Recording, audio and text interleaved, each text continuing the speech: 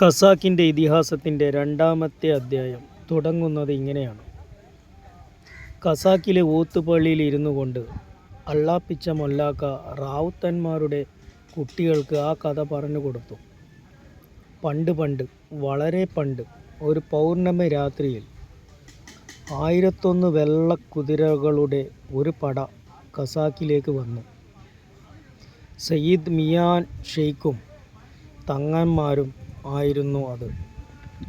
1000 കുതിരകളും കേടറ്റ വെള്ളക്കുതിരകൾ ആയിരുന്നു അത്.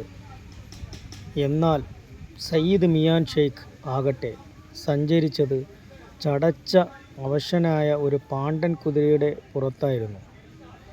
ഇതിഹാസം കേട്ട ഓരോ തലമുറയ്ക്കും ചോദിച്ചുണ്ട്, അത് എതുക്ക് മൊല്ലാക്ക? മൊല്ലാക്ക പറഞ്ഞു, അതുക്ക് തുണ പടച്ച തമ്പുരാൻ.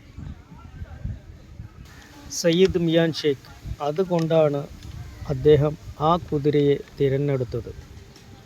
എന്നിട്ട് ആ കുതിരയ്ക്ക് കാല് കിഴക്കുമ്പോഴെല്ലാം പട നിൽക്കണമെന്ന് കൽപ്പിച്ചു. തങ്ങളുടെ കൂട്ടത്തിലുള്ള ഏറ്റവും മുടന്തനായ അവശനായ സഹജീവിയോടുള്ള കരുതലുണ്ടല്ലോ, ആ കരുതലിൻ്റെ പേരാണ് ജനാധിപത്യം, ഡെമോക്രസി.